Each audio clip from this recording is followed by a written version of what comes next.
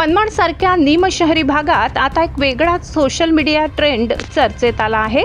नाव आहे कॉकरोच जनता पार्टी। हे नेमकं काय आहे? मीम पेज, विनोद उपरोध की तरुणाईच्या डिजिटल अभिव्यक्तीचं नवरूप?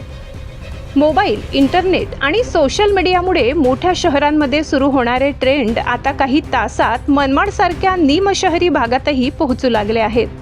सध्या तरुणांमध्ये कॉकरोच जनता पार्टी या नावाच्या सोशल मीडिया पेजची जोरदार चर्चा सुरू आहे। इंस्टाग्राम सारख्या प्लॅटफॉर्मवर या नावाने सुरू असलेल्या पेजवर विनोदी पोस्ट, मीम्स, राजकीय भाषेचा उपरोधिक वापर आणि हलका-फुलका कंटेंट पाहायला मिळत असल्याचे बोलले जात आहे।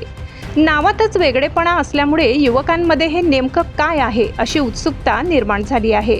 मनमाड, नांदगाव, येवला, चांदवड सारख्या भागातही तरुणही या ट्रेंडवर कमेंट्स, शेअरिंग आणि चर्चेद्वारे प्रतिक्रिया देताना दिसत आहेत।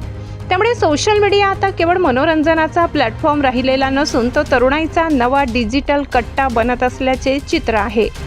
पूर्वी एखादी चर्चा मोठ्या शहरात सुरू झाली की ती छोट्या शहरात पोहोचायला वेळ लागत असे। मात्र आता इंस्टाग्राम, यूट्यूब, व्हॉट्सॲप आणि फेसबुकमुळे कोणतीही पोस्ट किंवा मीम्स काही तासात हजारो लोकांपर्यंत पोहोचते।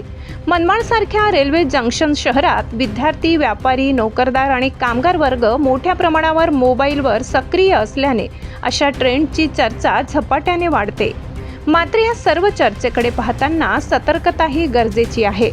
विनोद, मीम्स आणि उपरोध मर्यादित असतील तर ते मनोरंजनाचे साधन ठरू शकतात, पण कोणत्याही सोशल मीडिया पेजवरील माहिती खरी आहे की नाही, त्यामागे कोण आहे आणि त्यातून चुकीचा संदेश तर जात नाही ना, याची पडताळणी करणे आवश्यक आहे।